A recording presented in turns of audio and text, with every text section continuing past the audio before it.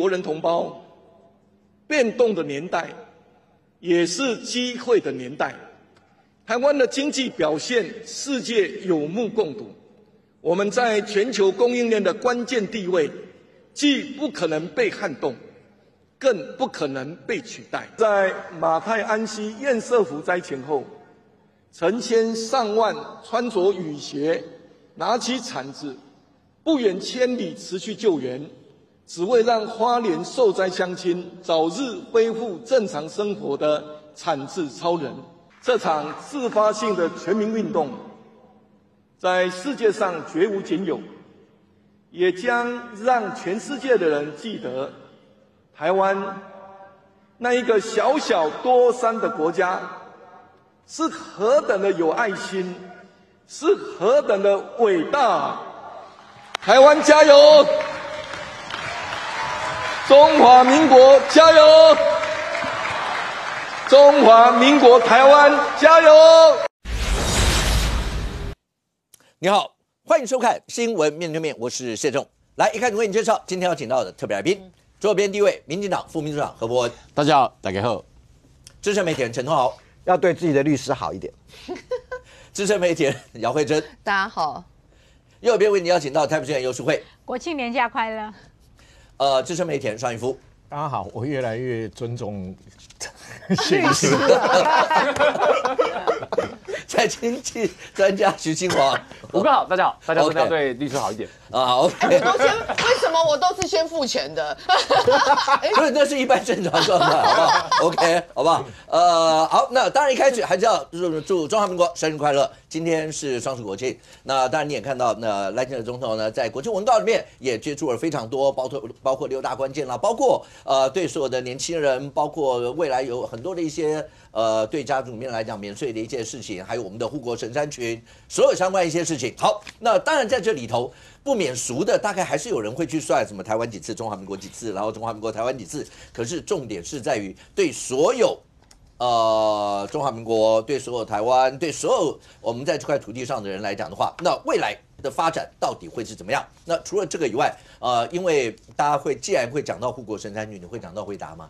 你会讲到辉达的落脚在台北市这件事情，到底会不会有变数？事情到底进展到什么程度？今天所有在场的来宾里面，包括还有财经专家，包括还有台北市议员，因为到底每个是卡在什么地方？不就已经是天上要掉下来的礼物都已经稳稳的接在手上了？为什么会变成这样子？中央有介入吗？台北现在看起来态度也要强硬，新社看起来也要强硬。那未来到底会怎么样？对黄仁勋来说，全世界抢着要我，为什么在这个地方会发生这样的事呢？好，但是除了这个以外，当然在过程当中你也必须会关心到说，对黄昌总召来讲的话，那个所谓的是不是有所谓的狗仔们，因为发展越来越多，包括在今天的时候有一个讯息是，国安单位是不是要介入调查了？那狗仔集团是不是有人怀疑说有没有中资的介入？因为中间是不是非常庞大的一些的支出？那黄昌就直接冷回说，对你该调查就好好调查，但不要查完以后觉得是笑话一场，然后让大家对国家公信力就产生更大的一些质疑，这样类似像这样一些事情。好，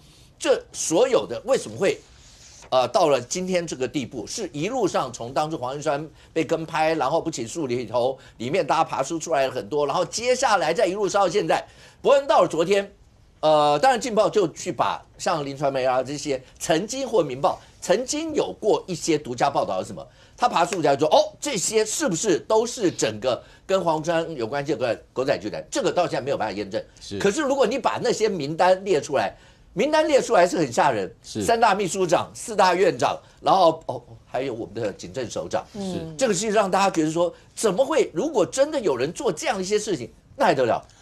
我是觉得非常的震惊，也非常意外。我们看到那个名单，例如说从2022年一直到2025年，光是现在台面上铺路的，未来是不是还有没有曝光的不晓得。目前光是已经曝光的至少有35位，而且是2022年到2025年这么长期的一个跟监，这里面包括重要的国安的相关的首长，重要的内阁的阁员，包括立法委员，包括台湾的这个相关的政要，全部罗列在其中。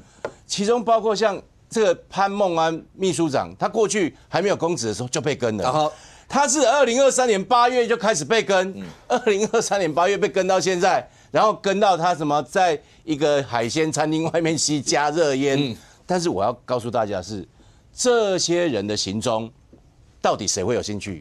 你跟那么久就跟不出来。一般假设啊，过去例如说像这个苹果日报或壹周刊，他们假设接到什么线报，这个可能跟踪这个某某人跟踪1个礼拜，他们发现就不是这样子嘛或者甚至最长好了，给你跟1个月，发现没有任何东西。就收兵了因为这个也要耗费很多的人力成本资源，24小时跟，那还得了？可是你看我不要讲别的，我光讲一个潘孟安，他从2023年的8月长期跟踪，一直到现在，他才发现自己被跟踪了。好，那我要问，他跟踪的这个过程中，他到底要回报什么？例如说，如果潘孟安都没代志啊，规刚哥可能就是这个很无聊，生活很无聊很乏味，跟1个礼拜应该就不跟了。可是他等于是在做他的行踪记录一样，他等于是做他的日志一样，去哪里，去哪一间办公室，去见了谁。我很好奇这些资料到底是谁想要？为什么？因为当时潘孟安虽然没有公职，可是他是赖清德总统重要的竞选幕僚。好，所以第一个我怀疑这个部分，他资讯到底提供谁？第二个，你没有任何的新闻价值的话，应该是鸣金收兵，他也没有这样做。好，那除了这个潘孟安之外，还有很多人呢。伯恩，你觉得谁会对这个有兴趣？我认为，你个人认为，我合理的推论，你个人当然是中国对我们有兴趣啊，中共对我们这些情资有兴趣啊。因为中国目前为止，全世界无所不用其极，对我们有并吞甚至武力犯台的野心的，就是中国。他不断的透过各种方式进行认知战，不断的透过各种讯息、各种假消息，想要企图影响台湾的政局，不是只有影响台湾的选举，不是只有影响总统大选，连国民党党主席的选举，他都想要影响。昨天我看到这个郝龙斌，这个前市长郝龙斌，他这次竞选国民党的党主席，他也很感慨。他说：“怎么会有这么多境外的这样的一个势力，透过假讯息、假民调，不断的连国民党党主席的选举都要影响？”我认为他讲真心话，我认为他觉得这是台湾不分党派大家共同面对的状况。所以今天我看到这个立法院长韩国瑜他在这个国庆会上让我很意外的讲一大堆这个似是而非的话但是他漏掉一点其实台湾最大的隐形堰塞湖是什么？台湾最大的隐形堰塞湖就是中国对台湾的这样的谋台的野心，跟在台很多的这个协力者。我比较觉得遗憾的是目前为止被点名这个各种迹象具体点名的黄国昌立委，他到现在以我以前对他的了解，如果指控到这种程度的话，我认为他一定是暴跳如雷，然后直接驳斥，然后用他最这个严格的这个证据一律驳斥之外，甚至他应该是这个提告了。可是到目前为止，我看到他问 A 答 B， 闪东闪西，他从来没有正面对决。我必须要再次强调，这些所有的指控都非空穴来风，都是可以找到消息源头，都是有名有姓的这样的一个指控。对于这种接二连三、这种民主国家视为奇耻大辱的指控，我认为今天黄国昌立委他的表现让我们觉得有点意外，所以这到底内部有没有什么隐情，我不知道。但是我们希望相关单位能够彻查到底。兄王，今天有媒体人也直接出来讲说，那包括劲爆讲说国安单位要查了嘛，包括检方是不是也要查？而且查的方向，他们讲说不是单纯朝国安法律，因为我们有国安无法啦，什么相关这些，还有一个反渗透法。反渗透法里面是对于境外资金有没有影响，要影响台湾，这个是法条里面有的。对，那是不是检方会朝向这个地方查？但你看到黄国昌的反应，他就跟你讲，该调查就调查，只不过查完以后不要变笑话一场那种感觉。只是这个反应跟刚才伯恩讲，伯恩觉得怎么会是这样一些的反应觉得跟伯恩想象中以前反应不一样。这整件事情到讲，尤其是刚讲到那所有的这些跟的那些过程，当然等一下要请教上官嘛，因为上官以前也带过相关的一些的媒体嘛。陈东豪也待过，你们两个都带过，我没有待过联合报，我也没有，我没有待过联合报，我待过。OK，那个红，你知道他那个所有的跟你们，昨天我们节目里面有个来宾讲的那个内容，有一段其实是蛮有意思的，不大，但是你要仔细想的是。满朝的官员，而且都是高官，向监察院被跟。凭良心讲，如果滥用那个公家车啦或者什么，本来应该该怎么样有那个处罚，本来就应该这样。我们的监委不少对，昨天有一个来宾，昨天是谁？杨若芳吧，若芳直接的讲说，在被跟的监委里面有一位，那名字讲出来你都不知道，林玉荣。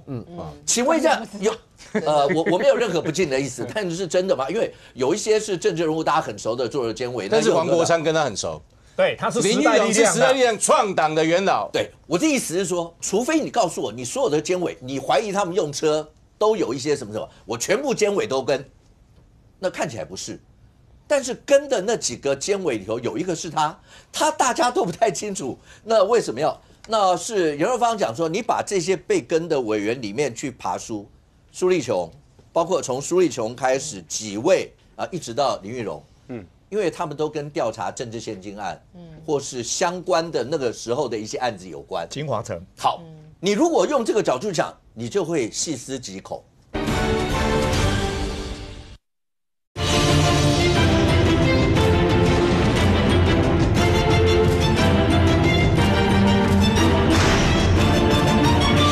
他们都跟调查政治献金案，或是相关的那个时候的一些案子有关。金华城。好，你如果用这个角度讲，你就会细思极恐。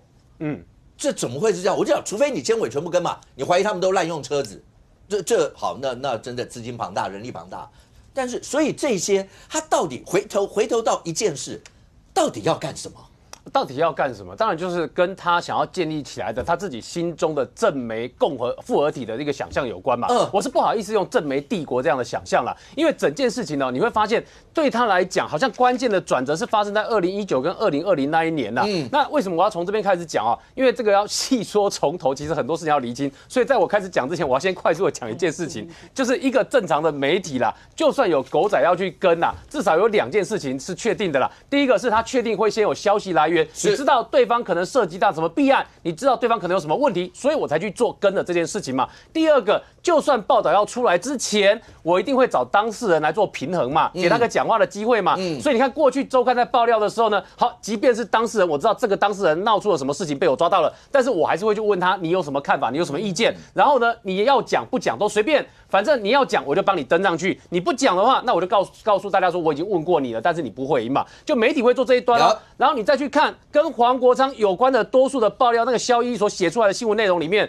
你去看多数都没有当事人回应即便有人的时候呢，也是用很奇怪的绿营人士表示、蓝营人士表示，他都没有问当事人回应。去拍苏贞昌也没有苏贞昌的，然后去拍苏巧慧的也没有苏巧慧的，去拍梁文杰的也没有问梁文杰，几乎都没有请问这跟我们认知的媒体会是一样的吗？当然不一样。所以这2点是我在开始讲这个题目之前，我一定要讲清楚，因为他就不是正常的媒体。正常的媒体不会这么不负责任，说连给当事人平衡的机会你都不给他，你都不问他，然后呢用很多就是影射的方式去让这则新闻呢，去塑造一种舆论的风向。所以呢，这边讲清楚了之后再来讲，那黄国昌到底想干嘛？黄国昌这很有趣你可以看2021年的脉络啦，他那时候在打造了一个叫做什么呢？就是叫国昌调查局啦，就叫 KCI 啦。那为什么我说很巧呢？是因为现在很多网友都发现黄国昌的这个 KCI 当初用他自己的名字国昌用了 KC， 然后调查局 Investigation， 所以叫 KCI。这跟后来他的凯斯国际的英文几乎是一样的呢，只是说凯斯国际那个 I 是 international， 不是 investigation 这个字而已，所以就这么巧。然后呢，这一次你看大家从哪里开始看到的？是看到王义川被跟了，从他的不起诉处分书里面才知道说那几位去跟王义川的人，他的劳健保资料是挂在凯斯国际，然后这几个人跟黄国昌之间被周刊爆料说他们有一个 LINE 的群组内容。5个这些线是这样连在一起的呢，大家才发现说，原来黄国昌所指挥赖群组这几个人，他们的劳健保是挂在凯斯国际下面，所以即便不能证明黄国昌就是凯斯国际的老板，但至少这条线是这样串起来的嘛，才知道这之间有关系。然后就这么刚好的凯斯国际的成立。当时是黄国昌的好朋友张晋元用海思国际的法人，在2022年的时候入主民报。昨天《民报》的这个创办人陈永新医师，他有发了一个声明嘛，然后说现在这个走歪到这个状况不是他所乐见的。但不管2022年，黄国昌的好朋友张晋元用凯斯国际另外一个 KCI 入主《民报》。这个是连在《今周刊》上面都刊登出来的事实哦，所以这么公开的报道事实，我们也就不用否认它。然后当时还说要扩大招兵买马，所以呢，黄国昌跟张晋元和 KCI 凯斯国际跟这一组这个跟着王义川的狗仔的关系就是这样串在一起的嘛，所以串在一起来，我们来讲说，那2020跟2021到底那几年发生什么事情？我跟你讲，2019年的时候，对黄国昌来讲是很煎熬的一年呐。2019年的时候，黄国昌当时呢，这个以党主席的身份要操盘选举的时候呢，结果时代力量在当年呢，面对到民众党成立的时候，压力来了嘛，大家不知道他会有几席嘛，所以当时其实有1-2股力量呢，在跟黄国昌招手。希望黄国昌也可以去当他们的不分区啦。这里面我想这个以后都会还原有没有民众党啦，还有另外一个有没有什么颜色力量联盟的啦，就是这些有没有跟黄国昌招手？结果呢，对黄国昌来讲，这时候走对他这个民众时代力量党内有一批他的这个自己人，不好意思嘛，也没办法交代嘛。你又是党主席，那留在里面，那这个人家都说，如果你把自己列到前面的不分区，表示你是有意你是考虑自己利益优先。所以当时黄国昌的排法呢，把邱显智这些人排到前面，然后把自己排到后面去，就他自己的安全名单以外。所以从2019到2020的时候呢，等于说2020选完了，黄国昌确定没有不分区立委可以当之后呢，那一年对黄国昌来讲，他是失去公职的一年呐。所以同一年的时候呢，出现了一个很有趣的事情哦，这个机缘或许后来以后也有机会去解密啦。就当时大同的市场派找上了黄国昌，要去这个选独董。那选独董的事情呢，闹得轰轰烈烈啦。那结果呢，在同一年他当独董的这一年，你知道发生了什么事情？对黄国昌来讲，他在时代力量的威严遇到挑战遇到什么挑战？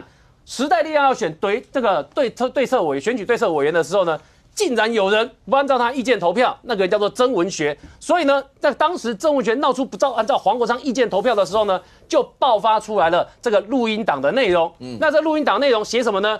给大家看，时间点是发生在，其实这个新闻是8月26号，但事情是发生在8月23号的时候，爆出来说黄国昌2个部分第一个，这个说如果我选总统的话，蔡英文也会错。表示这录音档是在2019年的时候，当时这内容讲什么呢？当时的内容在说，所以时代力量自己要想清楚，要不要让我选总统，不给我选我就退党。那里面内容是讲这样不给我选我就退党，时代力量自己想清楚，我选总统的话呢，蔡英文也是会错的。这是他的内容的第一个部分。第二个部分，大骂曾文学啦，骂曾文学什么呢？骂说如果不是我让你选的话呢，你也不会上啦。所以呢，两段都是在呛下内容。结果这个新闻一出来之后呢，你知道曾文学当然就宣布退党了嘛。所以对黄国昌来讲呢，那一年的冲击呢，这个时代力量党内这个挑战他的权威这件事情，看起来就真的发生了。也就是对黄国昌来讲，他要替自己寻找一个新的舞台。然后呢，他从大同那个地方，偏偏在大同这边提名他去选这个独董，但是有选上吗？没有选上。所以黄国昌2021年的时候呢，刚刚我们讲都是2020年的事情2021年黄国昌的布局在做什么？他要兴起战场。兴起战场的做法是干嘛？就是先开 YT 的频道。你现在到 YT 已经看得到 KCI 国昌调查局，叫国昌这个 investigation。那结果呢，他的频道更新，你会发现影片其实发了大概10来支左右，可能连10来支都没有。那看起来因为流量都不太好，所以等于说对他来说呢，就这个自己做一个 YT 的频道呢，这个状况看起来经营的不太好，所以当时就是这么巧，你看2个资讯第一个是这个时代力量现在的秘书长林义轩说那个时候有长辈说这个苹果日报要收了，要去接手下来，让黄国昌来当董事长，这个是时代力量现在的秘书长林义轩讲的他跟黄国昌2个在时代力量里面这个虽然这个交情不见得很好，但大家都是同事过的啦。因为他那时候这个林义轩是邱显智办公室的顾问，所以你看在那个时候一条线是苹果日报，但这条后来没有成嘛。可是2021年就有人帮他成的是什么？就是林传媒啦。然后同时也在谈2022才会出现民报被入主的状况，所以表示这就是为什么林义轩说时代力量的现在秘书长说黄国昌当时就算苹果没当董事长，林传媒跟民报他都是可以当董事长的，但他都没有选择自己上去当董事长他都选择自己隐身在幕后又选择用爆料的方式让人家出面去当他的打手的方式所以你看林传媒跟民报，各位去想一件简单的事情。两边要经营，要请记者，请问需不需要资金当然。那个资金的金额，如果从2021、2022开始有需求，一直到2024的话，请问他的资金需求大不大？养人的资金需求一定是大的啦。所以大家的第一个问题就是，请问钱从哪里来嘛？那钱从哪里来这件事很有趣，是因为大家在看黄国昌的就是说以前帮助过他的金主的这个脉动的时候，黄国昌以前就扶植时代力量，因为太阳花学院的关系啦，协助过他们企业主，包括像我们讲这个新竹物流的这个前营运长啦，还有包括像智邦科技的这个前董事长啦，这一些都是当时帮助过黄国昌的人哦，而且有人还是一路挺他，挺到现在还在挺他哦。可是黄国昌的遇到的金主比较有趣的是，他在要去接受市场派的委任去当大同独董的这一段很有趣。为什么很有趣？各位要知道呢，2020黄国昌接受市场派提名去选大同独董的前2年，2018年的时候，黄国昌是在有台的节目哦。当时因为我在同场，他是大骂市场派背后有中资，民进党政府为什么不查？大骂2018的时候，大骂民进党政府为什么不查大同这个经营权之争的市场派有中资为什么不查？2年之后。帮大同的市场派出面，然后要去争取独董，同一批市场派哦。就当时黄国昌自己认为有中资，而事实上里面确实有一些有中资，有一些有港资。后来金管会有做出处分跟一些处理哦，但黄国昌去当他们的这个独董的提名人哦。所以你看，2018跟2020，请问戏剧化的转折哪里来？这是一个问题。第二个问题是，这么戏剧化的转折，黄国昌2018在节目上帮大家爬出过大同后来那个时候的市场派里面，这个人疑似中资，那个人也疑似中资。请问后来那里面的金主资金跟你原来的金主，请问是同一批人吗？那里面的金主，请问有没有中资的可能性？至少按照黄国昌2018在骂这些人的时候，看起来有中资的可能性哦。所以你看这么大的变化转折，到2021、2022，黄国昌需要弄自己媒体的时候，那你看。他的公司成立就是在2021年底，就是四叉茂所讲的黄国昌的那家公司，他太太的公司。然后呢，2022就是开始我们看到一连串的跟监跟跟拍的行为。所以你看，从2022到2023到2024，黄国昌要做的是干嘛？不要忘了哈，因为我在节目上也讲过，黄国昌真的一开始他不是特别就是说我只挺这个国民党。好，以后会蓝白合，他那时候根本不知道什么蓝白合，所以他第一个起手炮在跟是跟什么？你看从周刊 PO 资料，从劲报及 PO 资料，第一个是这个宜兰的林姿妙相关人等啊，然后所以后面呢才是一连串从陈时中开始，一连串都是民进党的人，然后一路下去，结果你知道这一连串的动作哈，到2024就是刚刚上个礼拜5哥说的。2024你已经具有立委身份，你总是正媒不要量，你正媒的结构要搞清楚的时候，你总是该摘清楚了吧？我都不管说你们在做这些事情到底有没有做到符合媒体该有的查证，这都不管哦。是你2024你已经正式当上立委了，你总是该摘清楚了，你也没有摘清楚。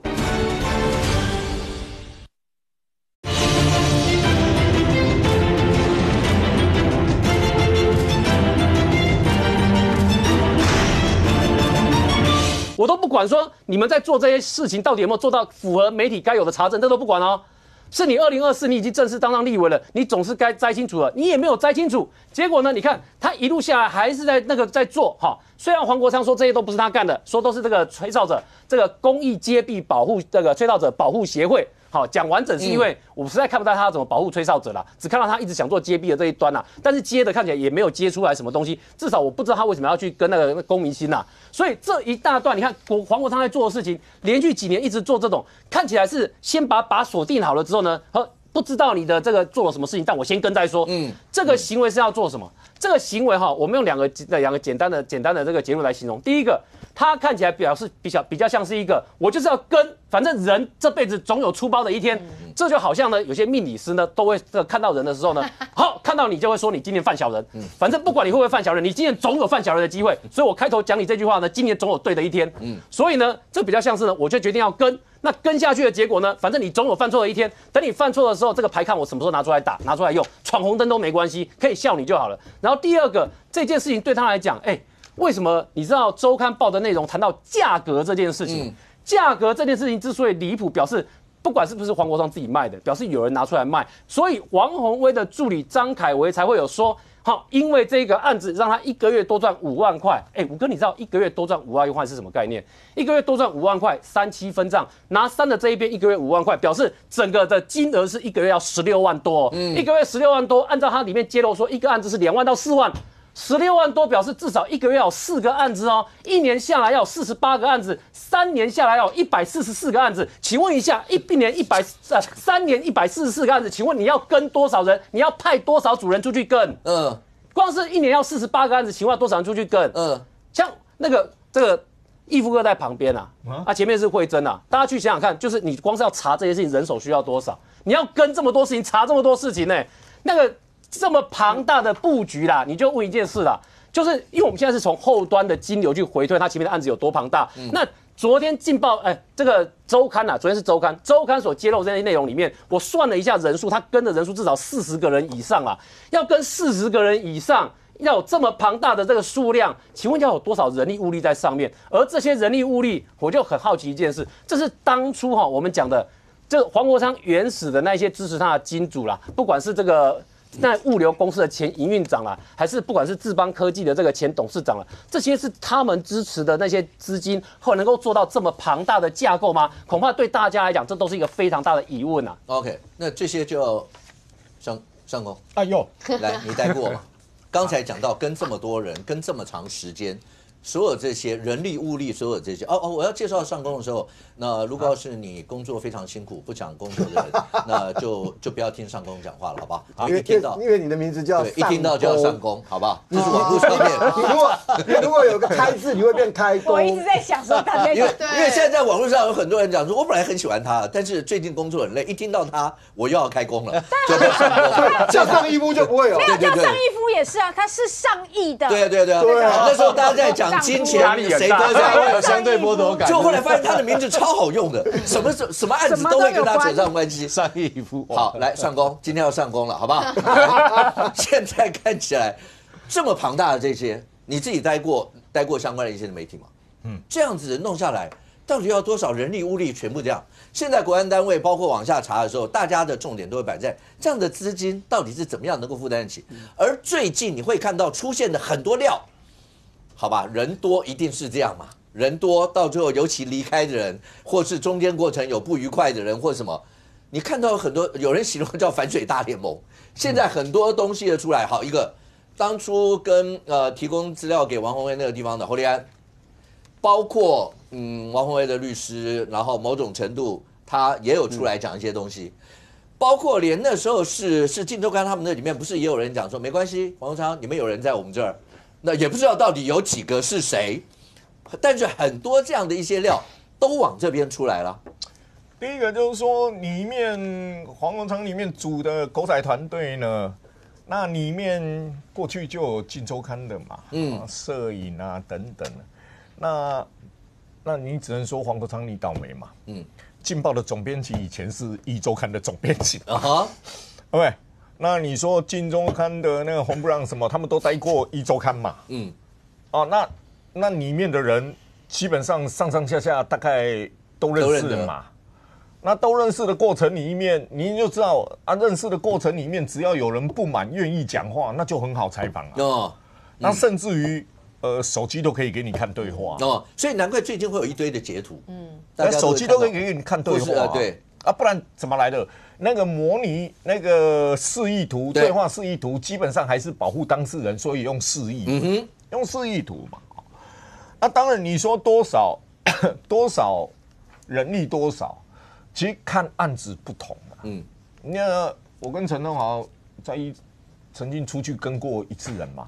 失败的案例，没关系，失败也可以，因为不是失败的原因是当事人取消了，所以就收队啊。就黄国昌那一句话，收队。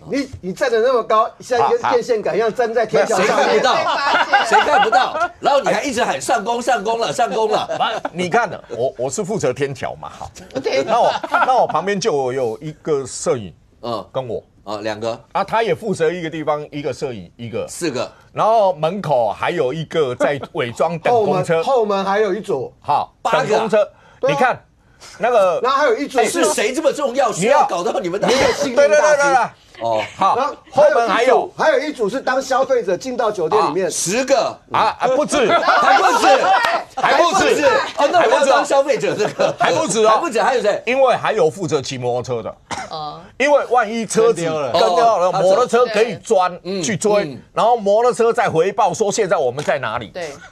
等一下，你们的除了刚前面讲的人的那10组，因为要有车子跟的，这是一组，还要有骑摩托车跟的。因为怕车子还有车子万一没跟到的话，摩托车继续跟嘛，然后再回报说我们现在在哪里，那个车子再想办法跟过来。这个模式是很早以前以色列教台湾的。这个是情治单位的模式吗？不过是几十年前的模式。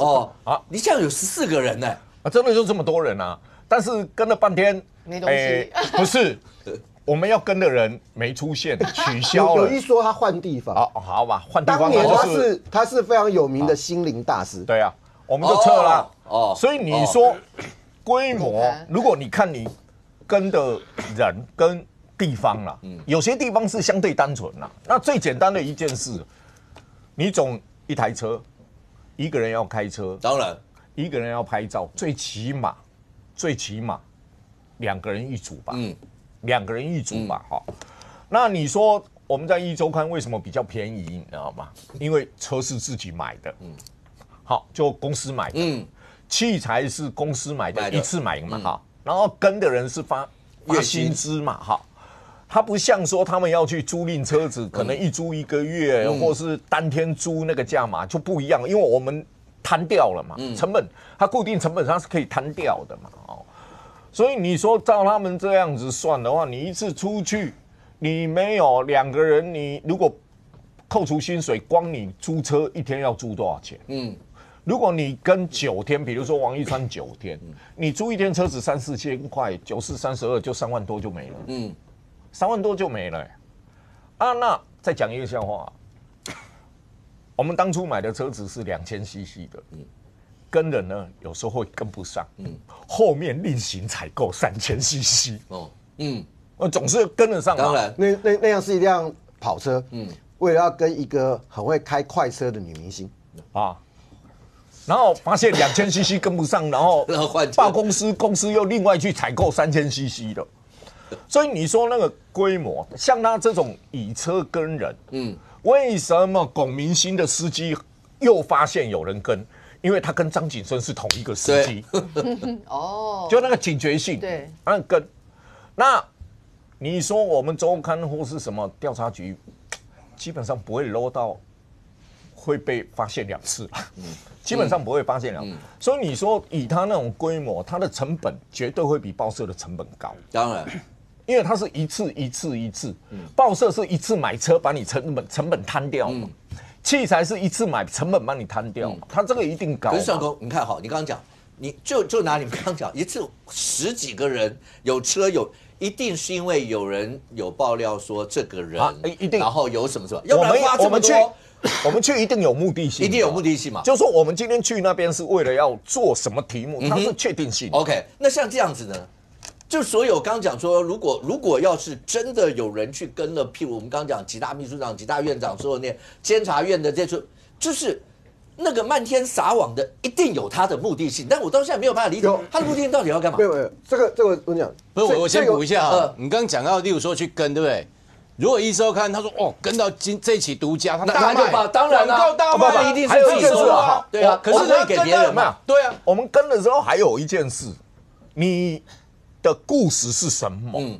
对，都已经先有雏形。比如说，这里面有涉及到弊案，弊案的主角里面，我们听到他可能跟另外的厂商我们要去拍他们接触的相片，去证实他们的接触。我们原本就已经有一定的故事在那一边了，是要去拍那些东西去佐证我的故事，对，是对的。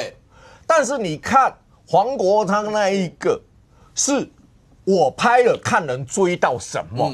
对。那我们拍的过程拍到的时候，不管怎么样，我们还会做最后一个动作，访问当事人。对，访问当事人。但是你看到所有揭露的故事里面，有哪一桩去问过当事人？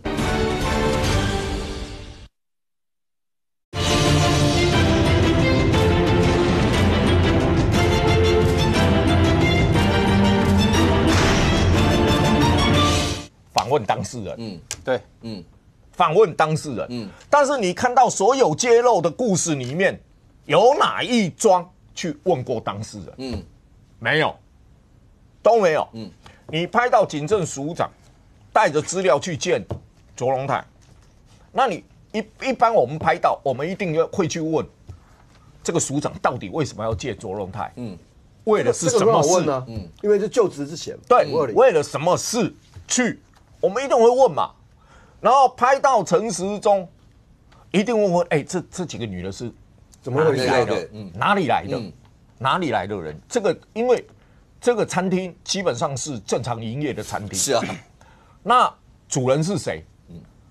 主人有没有对外去叫陪侍出来？还是这些人是谁？你一定会去厘清嘛。但现在你看到的不是啊，就是相片说故事啊。对，他完全没有去完成一个所谓的求证过程。你拍到就像那个柯律说了，唯一一个比较好的是拍到准交通部长李孟燕跟远航掏空案张刚伟的律师吃饭，唯一比较好。但是问题是，吃饭过程当中到底谈什么？没看到，完全没有内容，就是一张照片以后律师因为他掏空案，交通部长怎么样？但到底谈什么？不知道，你完全无法知道详细谈的内容。那我们周刊会尽力的去问谈了什么。但上广到目前为止，你看黄国昌所有几乎是大部分这样接触，除了他比较少数回应了时代力量那个秘书长的，然后包括四叉猫讲的什么，他有回应什么，要不然他大部分也都跟你讲，就是开始编故事啦，开始写小说啦。你看你们就是直接这样，他也是这样回啊。但只有一句话，他如何回都不是重点。他已经被写成这样了。但请问一下，他有没有告人？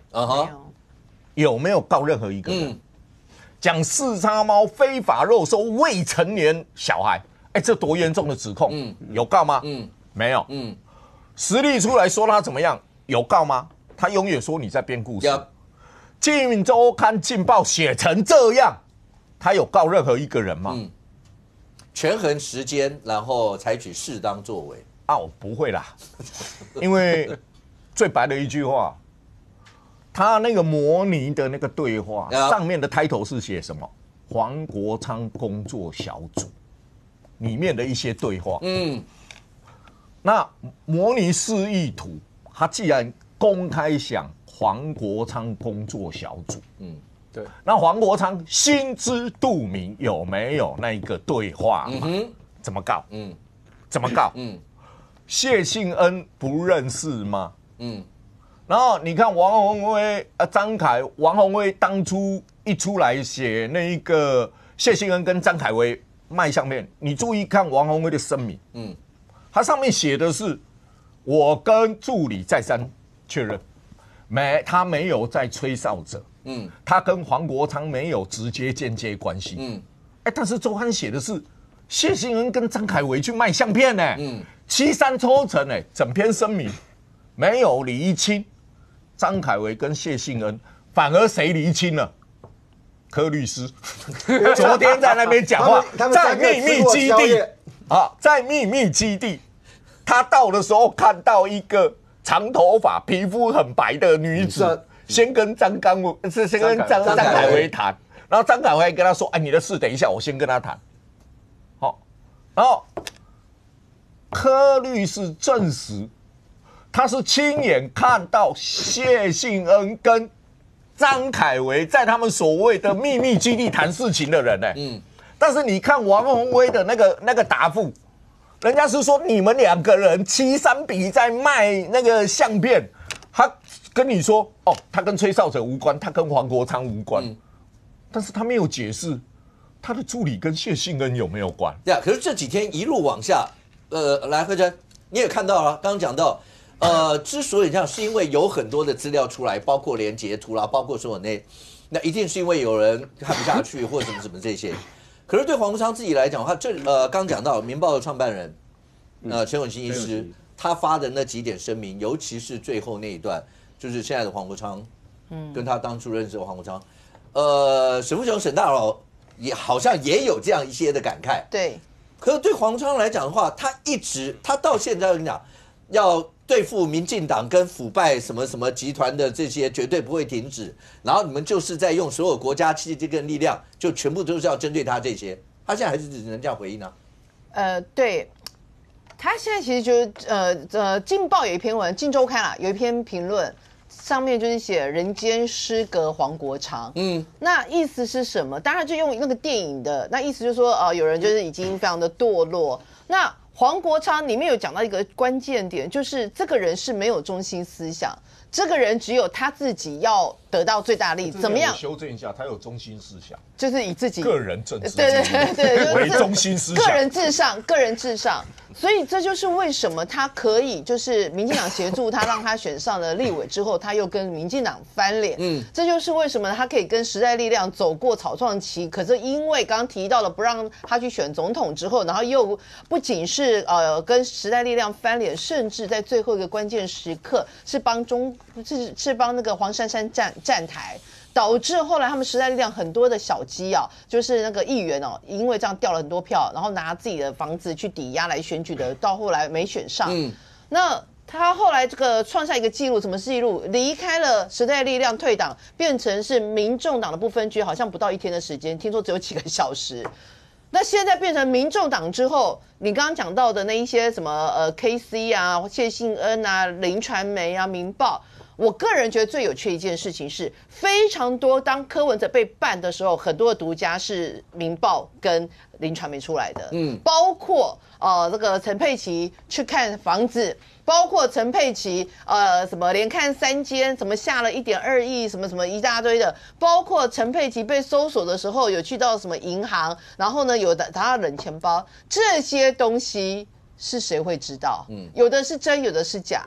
所以我认为黄国昌他从头到尾他弄这个狗仔的这个目的是什么？就是把自己当成是台版胡佛啊，所有人的证据我都要有啊。我今天你知道我要斗绿的，我就把这个资料丢给蓝的媒体。所以潘孟安那个案子是这样啊。今天不要说什么那个记者跳出来想要洗白自己，我就问人家跟你爆料，你手上有别人来的照片，有这个相关的资料，如果你去求证之后确认潘孟安是有付房租，整个新闻按照我们这些以前的作业的一个价值，这就不处理了因为它就不是任何弊案啊。结果为什么你们还硬要处理？那硬要处理，然后就衍生出说什么联合报叫他去找王王宏威。我跟你讲，最有趣的一件事是什么？是张凯维啊，拿到了那个侯立安的照片的时候啊，他还问一句说：“照片是你拍的吗？”他问他说哪一张？他说照片是你拍的吗？还是也是别人转传的？就记者回说哪一张？有一些是我拍的。如果我是张凯维，你是侯立安，我问你，照片是你拍的吗？还是别人转传？你回我哪一张？有一些是我拍的，代表什么？你手上有一些照片是别人给你的，而且这些照片不是我张凯维给你的。那现在有趣的来咯，就我所知，所有照片来源都是哪里？都是谢欣恩，所以他是有的透过张凯维，有的透过是别人，然后再去丢的，所以就变成，所以我张凯维知道，你的这个照片是不是有人在外面转传啊？为什么会问你这句话？因为我也有啊。我讲一件事啊，有一个报社的主管拿了一张相片给他的记者看，然后那张相片给他看完了以后，那一个记者说这狗仔拍的，那个长官跟他说，这不是，这是调查局给我的。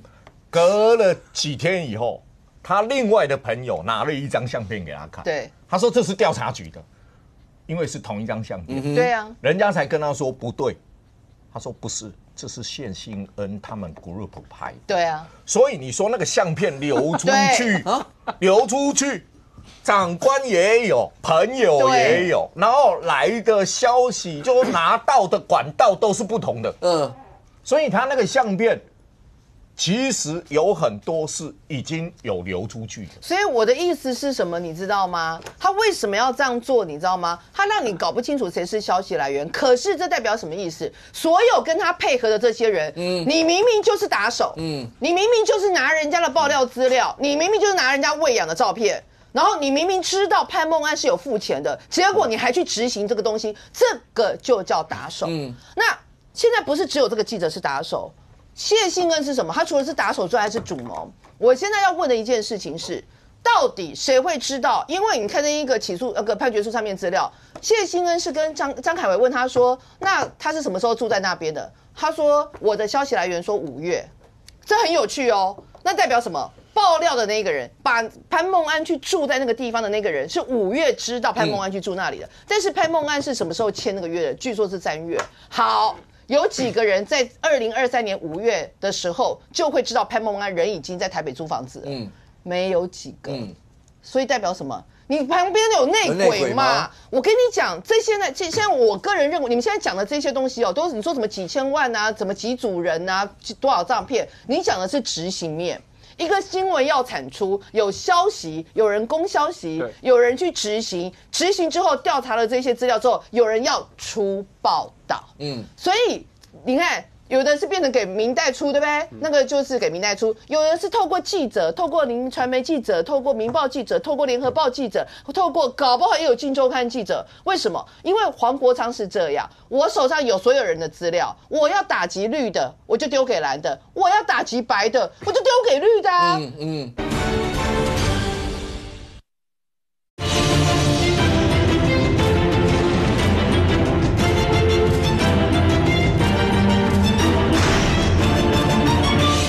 黄国昌是这样，我手上有所有人的资料，我要打击绿的，我就丢给蓝的；我要打击白的，我就丢给绿的啊。所以这些东西讲到底，为什么黄国昌讲了一句话，不要查到最后是一场笑话？那什么意思？你们所有人报的，他有讲过哦，黄国昌有说哦。你们镜周刊拿了我多少资料？那个侯伯让自己出来讲啊，我就拿你一个啊，而且就是公开，而且我就只有拿那个线头啊，所有东西都是我自己去拍。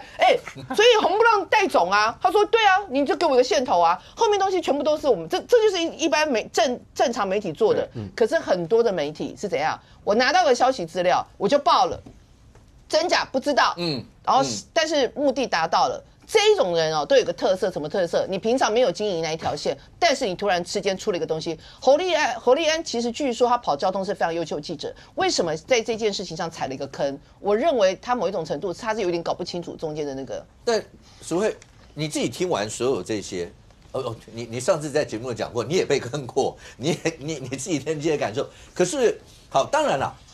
不能说把所有，因为这个是劲爆在昨天的时候把所有，包括在林传媒啦，包括在民报啦，曾经有独家的那些，他大概全部都爬出来，然后讲说是不是这些都会是所谓，因为我讲如果真的是这样的话，那听起来当然是很恐怖的感觉。那当然没有办法证实这个，可是现在反正也要进入，包括是不是要有反渗透法查，包括所有这些。尤其是那个政媒关系的那个拿捏，因为所以为什么在场每次都要问政治人物，问所有的资深人媒体，因为以前的那个拿捏跟现在，对，哪有这么难的事情呢？现在为什么都会变成这个样？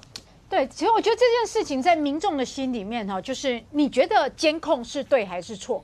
你觉得揭弊是对还是错？你觉得这两个价值哪一个比较高？我说一般的民众哈，如果不就法律的话哈，纯粹的感受哦，但是到底哈是政治监控还是产业利益？我为什么这样说啊？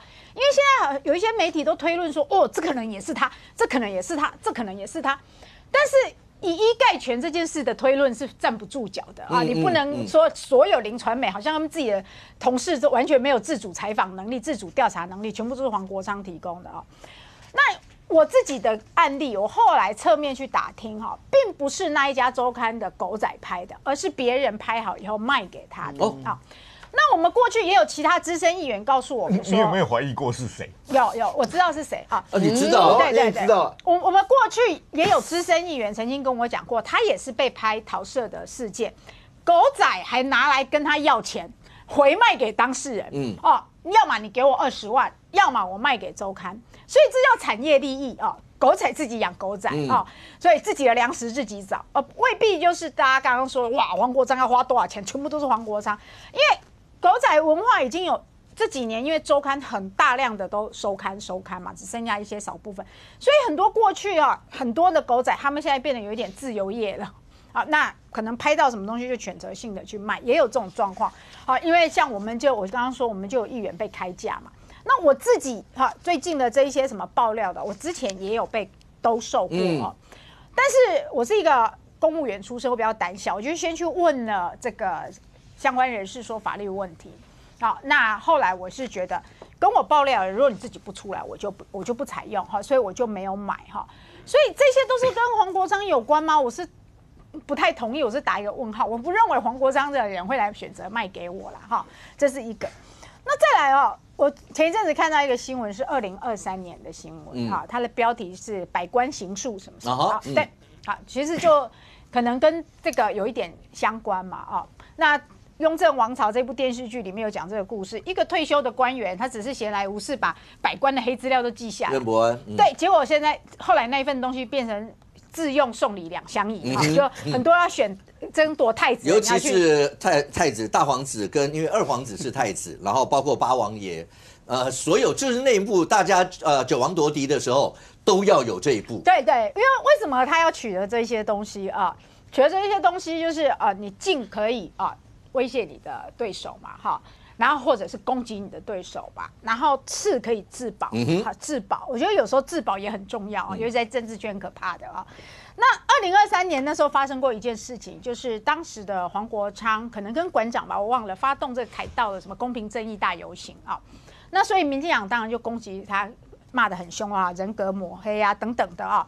那后来这个陈明文也跟风，在脸书上 PO 了骂黄国昌的，结果黄国昌就在直播的时候抖出陈明文家族养猪场超贷的事情，还跟陈明文说我的低潮很满，好，意思就是你如果还要干，然后结果陈明文就删文了，这种就是自保。可是问题是代表是不是有这件事呢？我们再加一件事好不好？王世坚不是那时候直接出来讲了黄国昌的一些什么什么，黄国昌不是有讲说怎么温泉啊？官说的一些东西啊，好不好？听得懂就听得懂，为什么？那我弟说，我不知道这件事情是指谁，或是不是跟王世坚会不会有什么关系，我不知道。但是光这样的一些词出来，你不觉得跟百官行述、进可攻、退可自保有点像？你刚刚讲的那一段，如果是因为这样，那后面这一段呢？因为如果真的有弊案，真的揭弊，我相信全民会给掌声。真的有弊案，有揭弊了。可是如果东西拿着是因为我的低潮很满，你们谁如果对我有什么，我就好；你们谁如果让我不开心，我就让你不上工，然后我就什么？如果是这个样子，在现在的政坛适合吗？我觉得看呐，哈，大家会去质疑这件事哈。一个是你去收集他们的黑资料，对不对？可是做出有这些黑资料、做出这些行为的人又对不对？那个不对。如果有那个当然不对，不用讨论。所以他是立法委员，他有这些资料，他因为他立法委员没有，他那个时候他直接揭发啊。我讲一个例子好了，比如说我踢爆那个公益信托的案子，我从头到尾就是我一个人在弄了，就是从一个然后变成5财团10大公益信托嘛。那我所有的报酬是什么？就是当初我跟媒体合作的钱、稿费，还有就是我得新闻奖的钱，那之后就没有了。我只是一个独立记者，我都可以自己用我的本名，然后就跟人家合作，然后就出来，那人家也告我啊，有人告我，那没关系，就来打官司嘛。我的意思是，如果连我一个弱女子，我都做这样的事，那怎么又要太大声了？不要弱女子，你们家是笑得太大声了。在乎的是那个弱女。如果连我一个女子没有问题，弱女子我都这样做了，为什么黄国昌一个大立委，而且有一个公益信托什么吹哨者协会的一个这样砍报，他要去搞这些偷偷摸摸啊？第二件事情，好，我之后有没有政治，就是好有一些什么人哈，希望透过我来跟我说，你帮我，你这个我跟你讲哦，这是那个哪一个谁谁谁。就用我的叫我自己报道，我就直接回绝，我说我不接受人家这样东西，因为第一个我对那个人不熟，第二个我对他们这个东西我不是很清楚，第三个，你为什么要你自己为什么不找？你如果有爆料，你直接找正派媒体啊，你找谁都可以啊，你为什么要私下去找一个媒体人要跟你做这件事情？其实现在看起来的话，很多的东西好了，为什么大家刚才一开始在介绍来宾的时候，每个人都要开玩笑讲对律师好一点，然后或者什么？因为跟王宏威前面合作的这位律师，他后来这2天在媒体上面，他讲的东西非常的多。是，当然王宏威也有出来讲一些说什么他后来想要不知道是要抖内还是要什么东西，然后他们没有答应，所以大家募款那个稿费死了，稿费啊，反正有很多这些。可是他尤其是这2天还上节目访问，讲的很多东西，除了讲到刚讲说那个张凯威跟那个谢欣恩他们之间有没有什么关系，有没有碰了面，甚或连他还讲了那里面会不会影响到一些选举的问题，都摆在这里头讲了。因为如果你涉及到要去影响总统大选的时候，这个事情比较又更敏感。先讲一下吹哨为那个保护者协会哈。我跟上一部我们有一个朋友，在吹哨者保护协会成立之初啊，有一些资深的记者有被找去帮忙。那有一次有去帮忙3个月。对，有一次啊，黄国昌就拿了一份资料给他，就是说请他帮忙看一下，然后希望写成看看能不能写成一个报道。那我们那个朋友啊，看完之后得出来的结论观点跟黄国昌不大一致。然后这个事情就告一个段落。那隔一段时间之后啊，黄国昌自己认为的这个弊案啊，就出现在一个财经杂志里面。但黄国昌是财经杂志原稿照抄，还是根据他的爆料再去做追踪，就是另外一件事情。好，那我为什么讲这个小故事呢？因为你要去真正做调查这件事情是很费功夫的。好，那因为他当时是在吹哨者保护协会。那你要不要尊重你委托的这个资深记者？就他的看法跟你不一致，不一致。那后来黄国昌就会觉得拍照片比较快。我们直接讲拍照片比较快，有流量，效果快，哪怕错了，在下个议题就盖掉了。所以它的成本很低啊。所以为什么后来你看到揭弊的那种调查就很少？但是呢，照片很多，从2022开始一路的照片多到吓死人。那到了这个柯律师王威的律师这个真的是在双十节的前一晚上，充分满足我的那个娱乐这个带来蛮多乐趣的。就是我跟你讲，对我来讲就是看八卦了，因为里面有太多笑话了。譬如卜卦。不是，我觉得想象不到王文贵会回一句话：2审为什么要付钱？一审你输掉，请问律师，2审为什么要付钱？因为你1审打输了。不是，怎么会问我这个问题？2审要不要付钱？要啊，对啊。所以好，那然后呢，王慧要跟他自己的律师讲说，你无能。我们讲哈。官司输赢当然对当事人来讲很重要。当然，你直接对你的律师讲你无能，那是羞辱了，而且还不付钱。这个律师今天会跑出来，我一点都不意外。然后在这个过程当中，你再去看王宏威的助理跟谢欣恩，然后后面的黄国昌这个合作模式，有时候相片卖得好吃好一点。有时候相片卖的价钱没有很好，王慧的助理会跟那个柯律师讲，这个今天没办法请你，因为价钱卖的不好。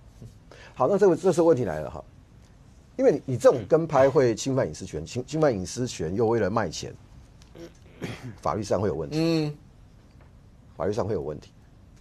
然后，因为他的助理在离职之前，他现在已经离开王宏威那边。他一直讲，他特别感谢黄宏威对他的栽培跟体谅，所以让他在外面兼很多外快。我会想，那个外快是不是就是指跟狗仔配合卖照片这件事情？然后你是一个立法委员，你是在纵容嘛？然后但是你出事以后推得一干二净，说什么都不知道。然后他推的方式跟黄国昌一模一样，都有一个共同的样子，叫什么？吹哨者保护协会。这件事情从头到尾没有人在讲吹哨者保护协会了。跟拍的事情有人在讲吹哨者保护协会吗？没有我们是讲黄国昌养狗仔队，然后哪些民意代表跟黄国昌配合啊？好，那这个配合下来，为什么刚才会总会讲到小福佛或者台湾的福佛？我们以前在跑早期，就是李登辉的初期的时候啊，调查局，我们自己在调查局很多朋友，认识的，他们要做这个政治侦访。政治侦访里面有一件事情呢，是对于特定的政治人物，那个时候当然是对在野的政治人物，可是其实不是哦，因为国民党那时候有竞争，有竞争关系，比如说新国民党连线，跟李登辉，因为李登辉是当权者嘛，新国民党连线有没有被跟？这些跟监是不会变成新闻的，这些跟监全部就是拍照，然后想知道里面在干什么。然后写成记录，用一个现在年轻人不知道了，但是40岁以上的人可能还是有一个印象，你应该有听过一个东西叫 AB 档案。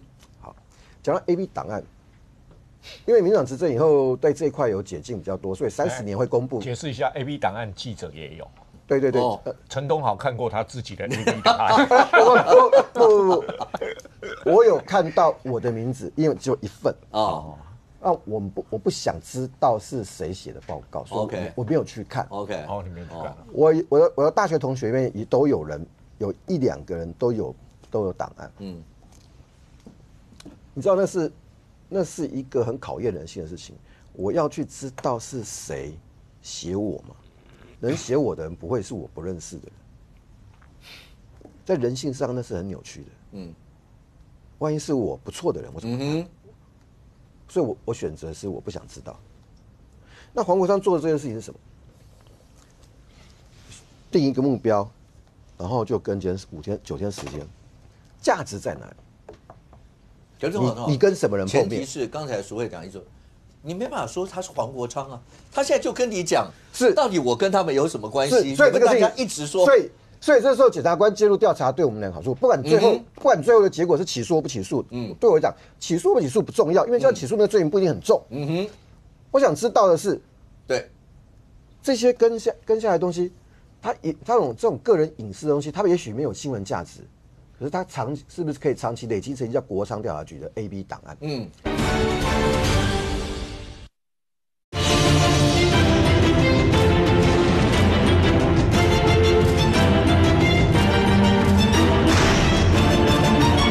所以这时候检察官介入调查对我们俩好处，不管最后的结果是起诉或不起诉，对我来讲，起诉不起诉不重要，因为这样起诉那个罪名不一定很重。我想知道的是，对这些跟下来的东西，他这种个人隐私的东西，他也许没有新闻价值，可是他是不是可以长期累积成叫国昌调查局的 AB 档案？第二个层次更严肃，因为他需要有资金。我希望没有境外资金。还黄国昌一个清白，就黄国昌是花自己的钱，或者是金主的钱都可以，只要是本土企业，不要有境外的都好，但是第一个层次是政治人物，不管你是执政党或者是在野党，执政党的是非我们很好判断，在野政治领袖他不一定是要有立委的身份哦，他也是党主席，你握有一个像政治上的 AB 档案的东西留在那个地方，这样子好吗？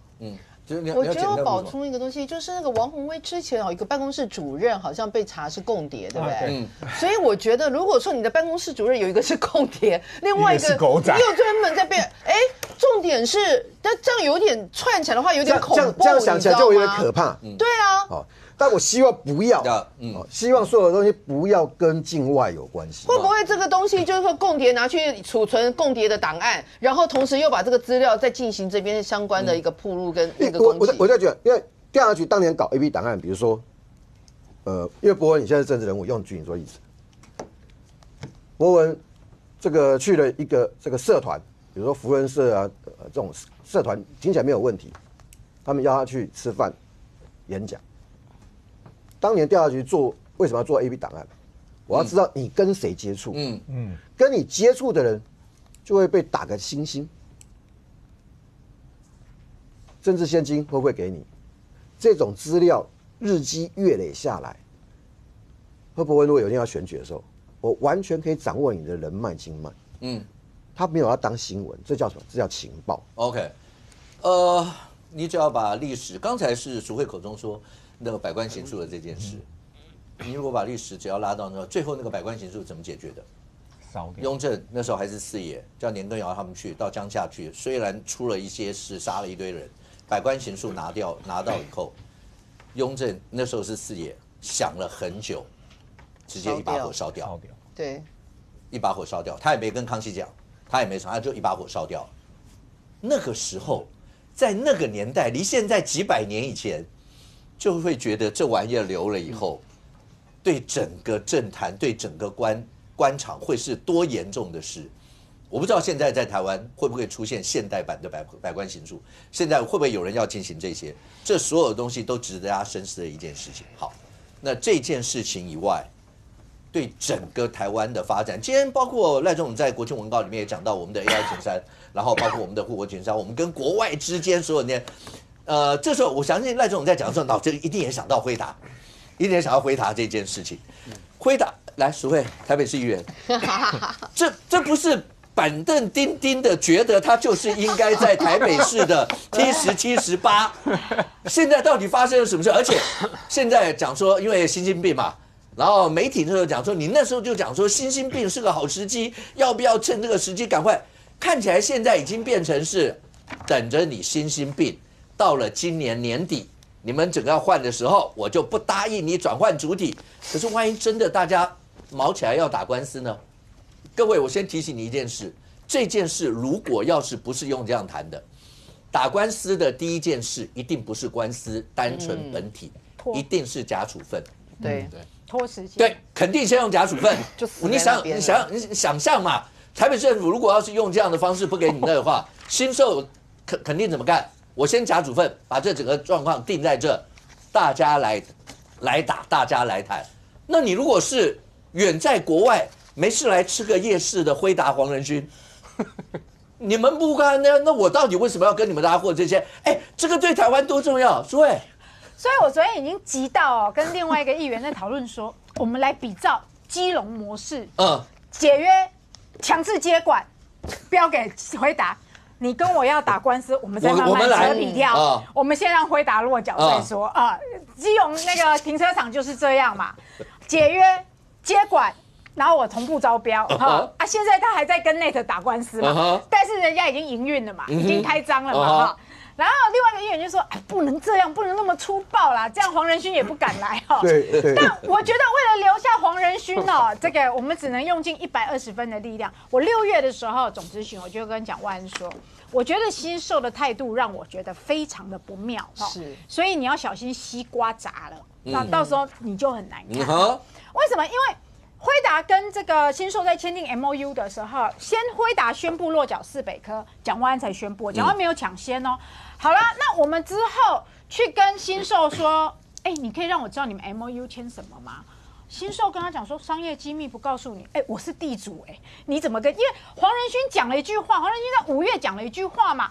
现有地主答应直接把土地租约移转给我们，可这就是不对的嘛，所以我就马上请台北市政府说，你赶快去要 MOU， 看他怎么讲的啊。台北市政府也说，也去跟他要了啊，就是说，哎，商业机密不给他，你是不是把我的土地让给别人，你却不告诉我？这是一个我觉得很不好的状况。现在为什么会有僵局三方的利益不同嘛，辉达要专业跟自主，他要自己盖，他要整个土地新售要获利，台北市政府要合法跟产业投资，所以3个东西没有交集的情况底下那尤其有一方他坚持一个获利之前传出一个140亿的，一开始新售没有否认哦，等到那个风向发现不对以后，昨天魏宝生董事长才说没有，我们从来没有讲过140亿。我告诉大家，李四川证实是有的，但是他怎么算的？他说：“我们开的是107亿不是140亿。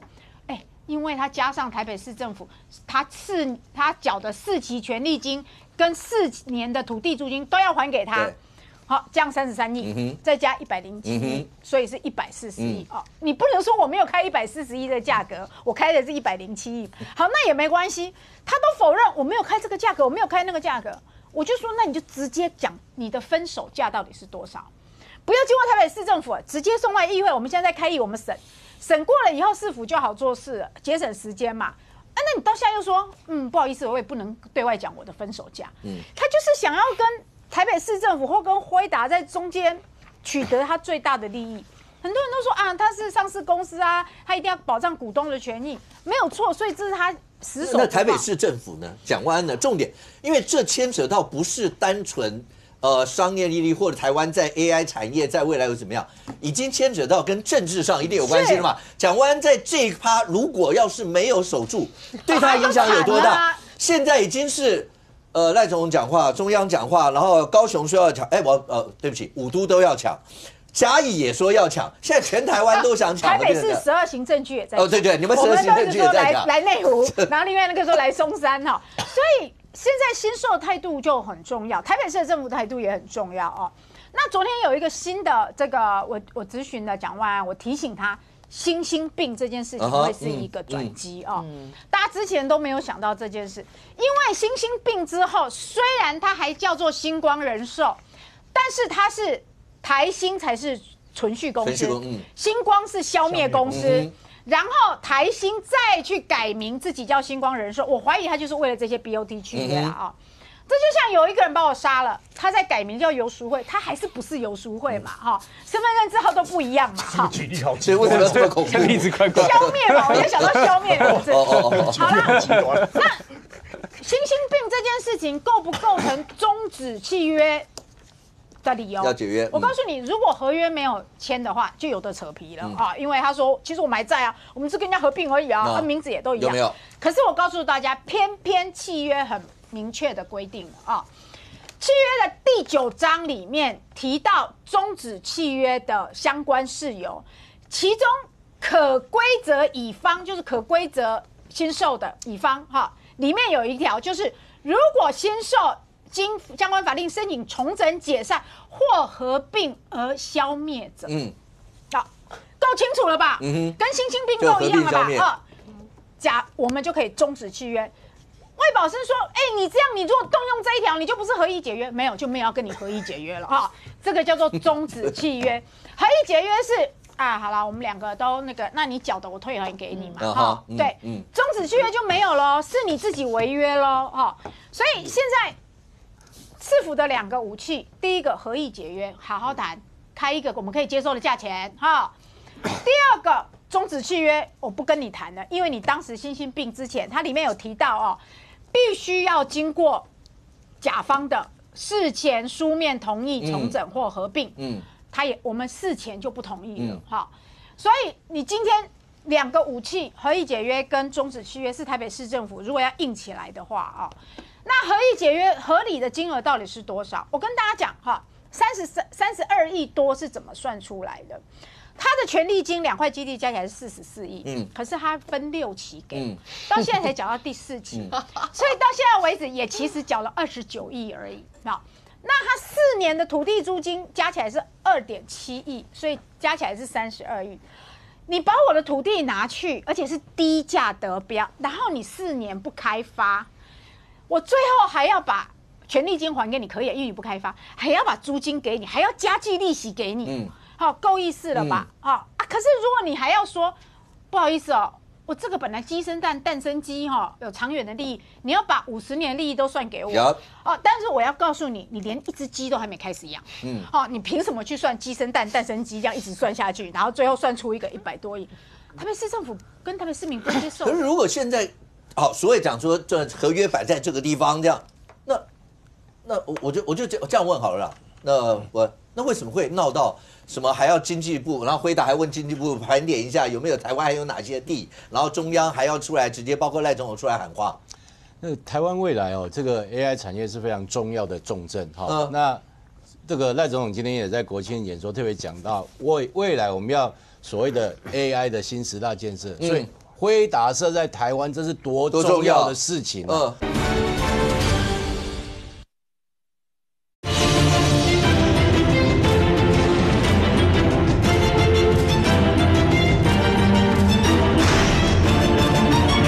经济部盘点一下有没有台湾还有哪些地，然后中央还要出来直接包括赖总统出来喊话。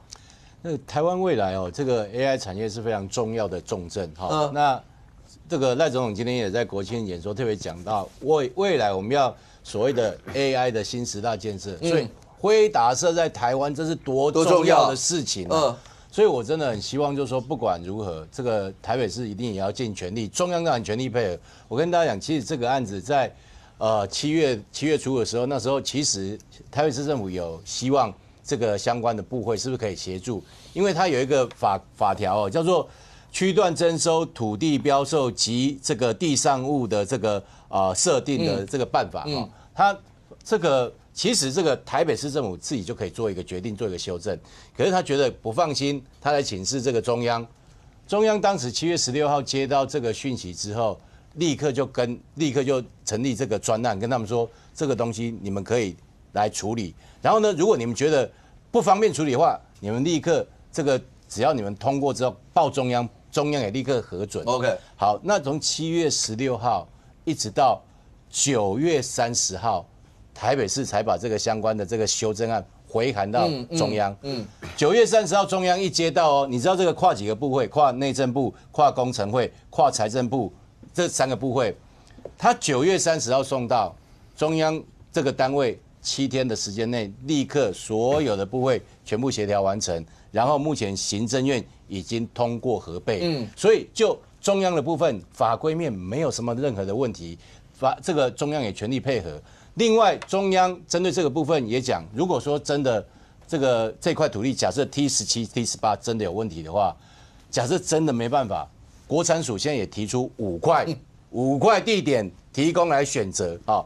但是我感觉是辉达其实还是蛮主意这个 T17、18。是啊，第一个，它的那个土地面积完全是符合它的要求；第二个，总是台北市首善之区，相关的公共设施建设，他会觉得会比较好。同时，你知道辉达所在总部那个地方应该就是全世界知名的一个国际的一个城市。当然，那他觉得台北就是适合嘛，就我们台湾的首都就在这个地方。然后，所以我觉得辉达到目前他还是主意在台北。那既然如此的话，我们真的很希望，真的尽全力，台北市政府真的尽全力，中央绝对不要说100%，100%都没问题，全力协助。我们唯一的目标就是希望辉达一定要留在台湾。对，亲王，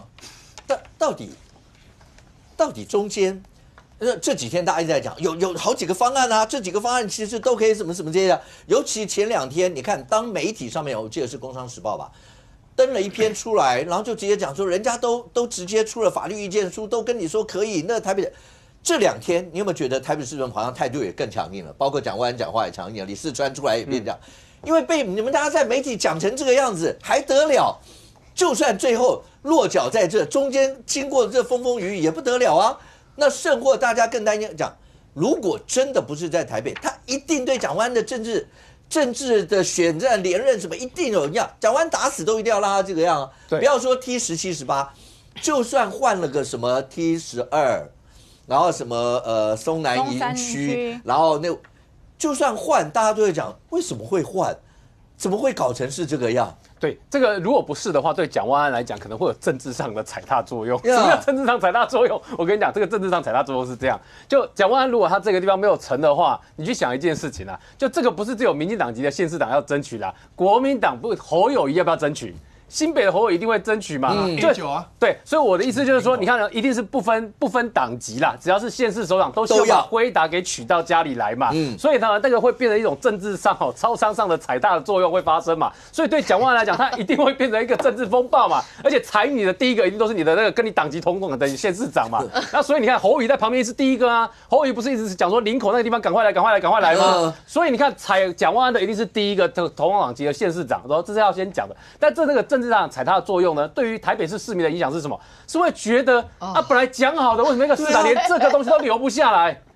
地就在那里呢，然后地在那个地方那么好，这么简单的一个事情，为什么不能处理？然后呢，我先从黄仁勋的角度来看，黄仁勋跟辉达的角度我们先讲他的状况。黄仁勋跟辉达的角度一定是认为说，这个第一个是那个辉达就是在台湾这个虽然是总部。但是在亚洲不是走这边要施工而已，在越南在河内那个地方，他要做一个研发中心，他也要做一个数据中心啦。而且他在河内的研发中心跟数据中心各位要知道一件事这个河内是越南的首都，越南首都不是河志明市然后呢，在河内这个地方，你知道越南为了要请黄仁勋去做招商这件事情，因为等于在东南亚这个地方，如果辉达现在设一个点的话，等于东南亚国家里面越南开第一炮，所以对越南来讲，这个意义大不大？很大。当然，所以你知道这个有多严重哈？就是说，这个辉达去设数据资料中心这件事情，对越南来讲是违反现行的它的电信相关法规哦。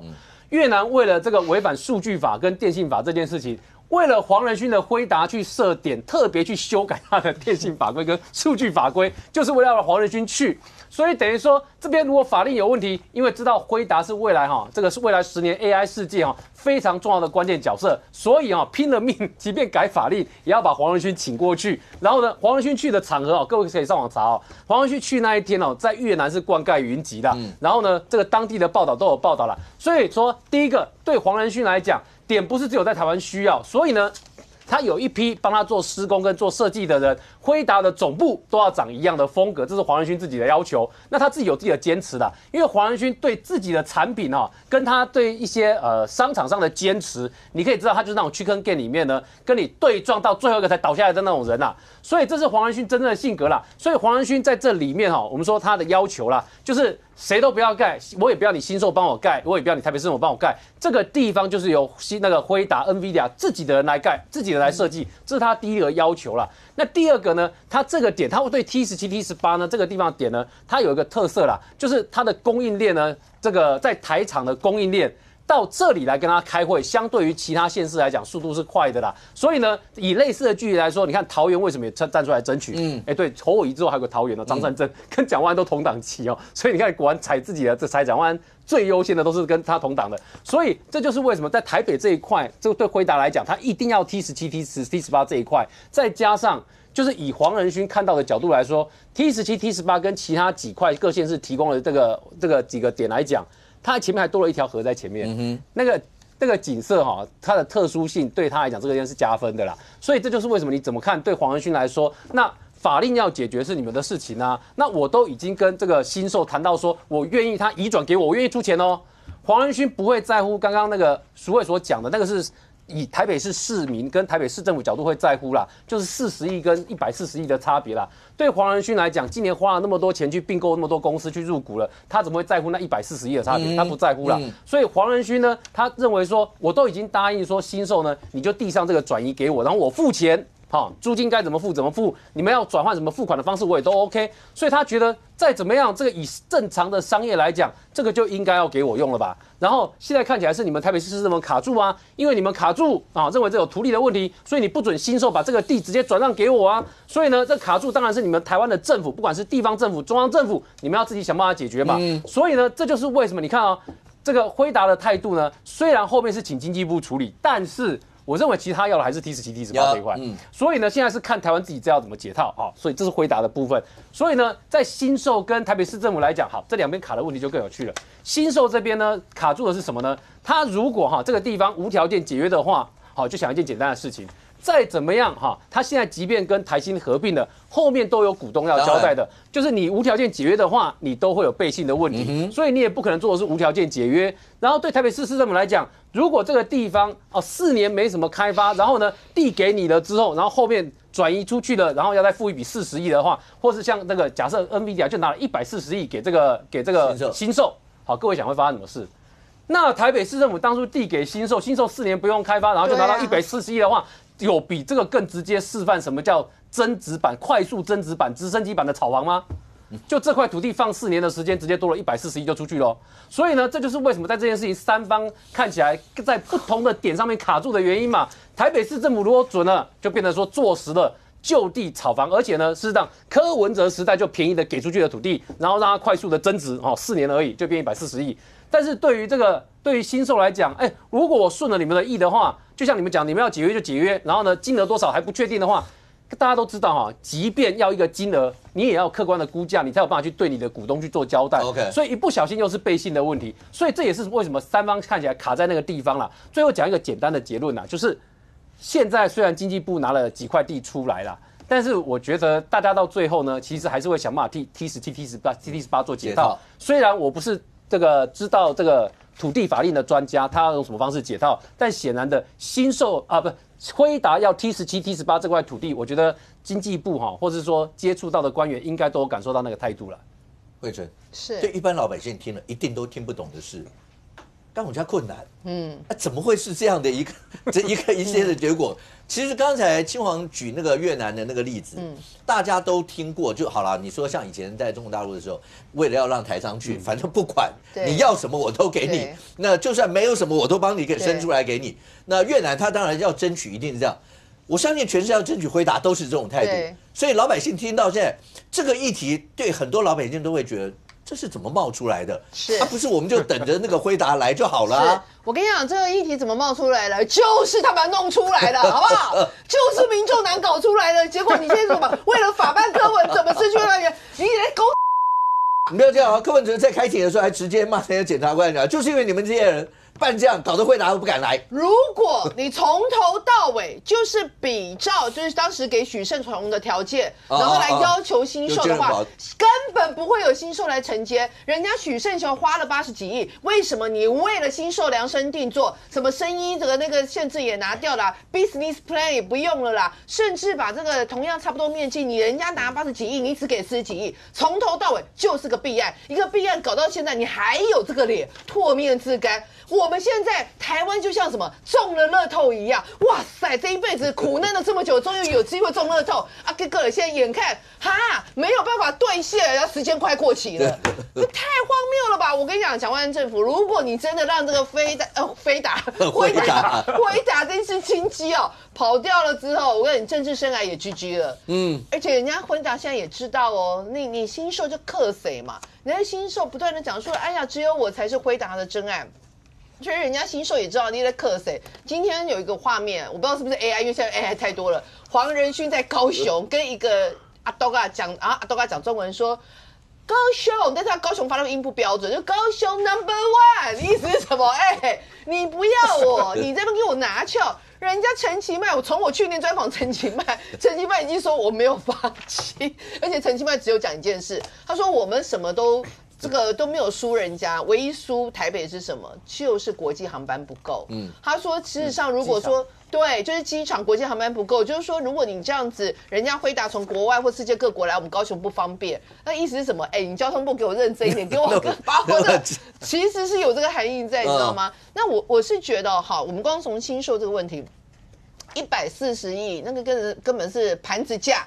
好不好？辉达再怎么也有钱，如果他让你140亿这样框掉，那证明他是个盘子。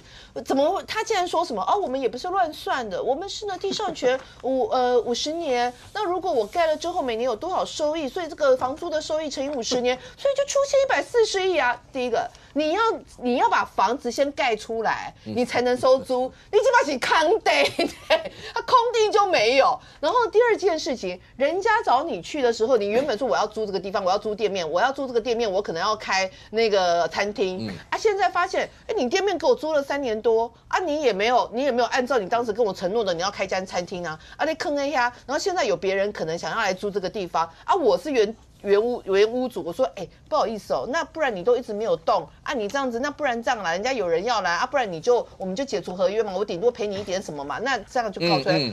你怎么可以解除我合约？没有啊。那如果那个人要来租，他来跟我租那也可以啦。但是我跟你讲，我还有47年，我的餐厅每天的营业额至少10万。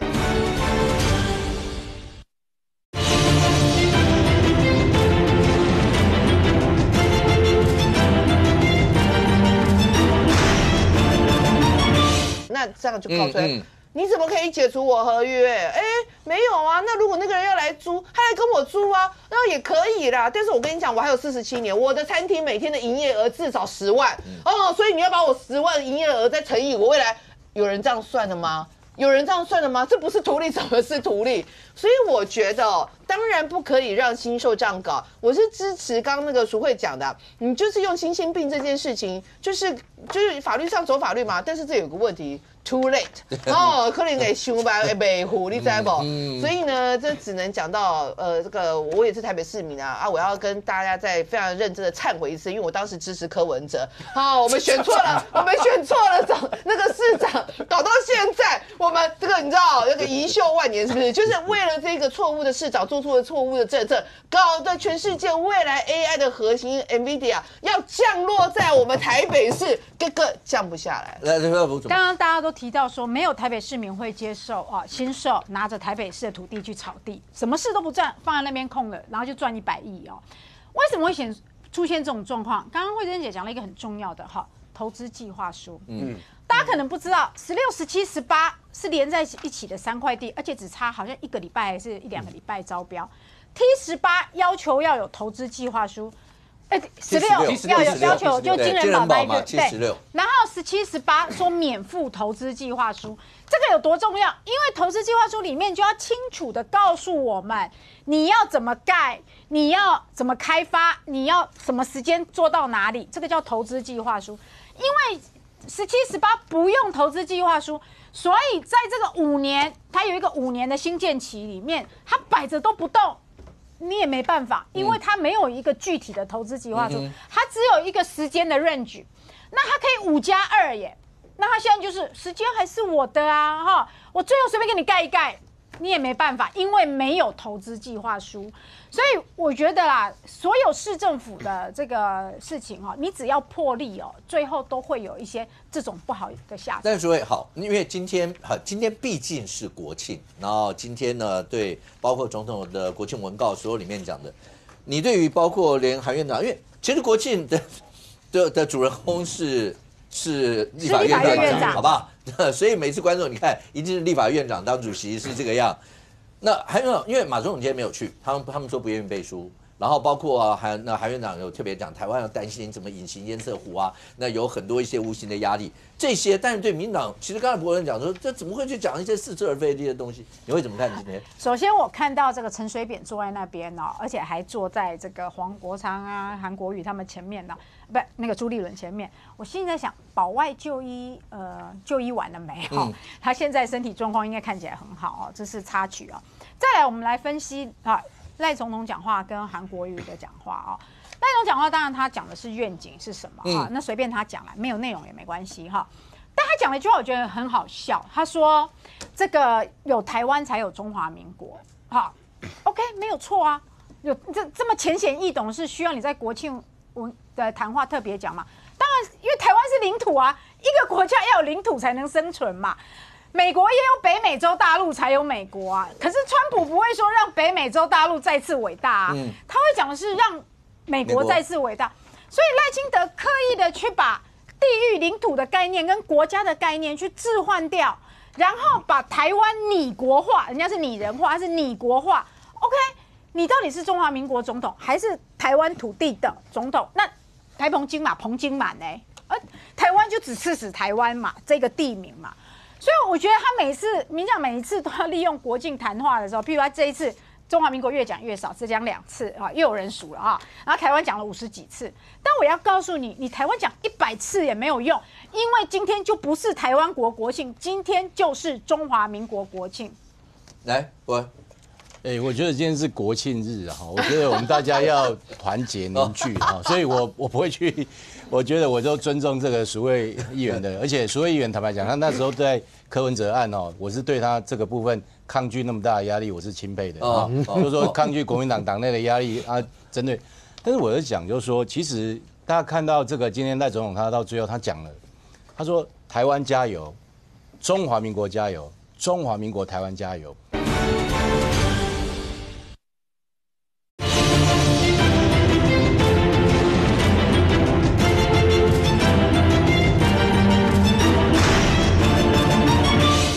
今天就不是台湾国庆，今天就是中华民国国庆。来，我觉得今天是国庆日我觉得我们大家要团结凝聚所以我不会去，我觉得我就尊重这个蜀味议员的，而且蜀味议员坦白讲，他那时候在柯文哲案我是对他这个部分抗拒那么大的压力，我是钦佩的就是说抗拒国民党党内的压力针对。但是我在讲就是说，其实大家看到这个今天赖总统他到最后他讲了。他说：“台湾加油，中华民国加油，中华民国台湾加油。我们不能讳言，就是说台湾因为有不同的时代背景、不同的这个生活的环境，所以可能大家在国家认同上面过去有一些分歧。但是我们尽量希望能够找到公约数，把大家扣起来。所以我觉得就是说，中华民国台湾也好，或中华民国，或你讲台湾也好，大家只要认同这片土地，共同为它努力，我觉得这就 OK。那我是希望能够凝聚。第二个，今天其实赖总统他除了讲过去我们做了哪一些，他也提出未来的包括产业愿景，包括未来我们要做的事情，其实都很具体。我举例来讲，台湾目前我们为什么要对自己有信心？台湾在国际局势变化这么大的时候，我们股市27000点。那当然，股市不代表一切，但它至少是一个经济的橱窗。那另外，我们的失业率已经创下25年来最低的哦。我们对美是第6大，全世界第6大的这个贸易顺差国。同时，我们这个包括对年轻人的这个100亿圆梦计划、高中免学费，然后这个大学补助学杂费，包括长照3.0的这样的一个持续的推动。另外，照顾中小微企业。我坦白说，我认为今天这个赖总统他今天这样的一个演说，他除了阐述我们做了什么，还展望未来，同时他照顾到不同的年龄阶层，所以我觉得这个部分，我认为今天赖总统今天这样的一个国庆演说，凝聚了大家的团结，也让大家对未来有信心。同时不要忘了，今天在场还有很多的外宾，面对这些外宾，我们要展现怎么样的一个台湾的一个印象，我觉得那也很重要。我觉得今天赖总统很成功的让所有的外宾感受到台湾的蓬勃的生命力跟台湾的愿景，我觉得这是很重要的。OK， 来上空1分钟，请问一下，你对回答维持原案在 T17、18，一切都不变，乐观吗？我觉得蛮乐观的哦，因为你注意看嘛，其实星光人寿是在谈条件，谈条件嘛，那你就看到市政府。你们要变，我不同意你变更嘛，契约不变更嘛，好，那你星光人寿看着看，虽然什么魏宝生说什么，这不是合意，我本来就没有跟你合意啦，我是要跟你说你违约，我要拿回来啦，然后要打官司吧，因为打官司不一定要赢，就你星光人寿要不要核算一下，你只要有10分，你有3分输的可能性，你就得考虑一下要不要妥协嘛，我觉得这是彼此恐吓，然后你看那个辉达也去经济部说，你帮我找地方，对不对？也告诉你星光人寿，我不一定不要就算了嘛。所以我觉得星光人寿未来是有很大的压力的。OK， 来，东豪1分钟。我觉得新手最后应该会让步了，因为打下去让他什么都拿不到。这个事情呢，中央政府要支持台北市政府，这个事情把它做好一个朝野合作。这是一个那会是一个好的开始，因为双十国庆就不要去分什么颜色。今年双十国庆，其实我最感动我的是在花莲那个时候没有分颜色，那个才是感动人的地方。至于你要讲中华民国，你要讲台湾，你讲中华民国台湾，平常生活的时候你喊什么就是什么。OK。辉达会不会就是我们台湾的辉达，是台北的辉达？那这一切都看在大家的眼里。那希望对台湾的未来，这是非常重要的一块。那朝野之间，那当然不分彼此，希望能够尽量尽快完成像这样一些事情。那刚才特别提到，包括赖总监也提到，让大家最感动的是这次花莲光复的事情，没有人再分彼此，大家希望能够让同胞尽快恢复到正常一些生活。最后还是一句：中华民国生日快乐！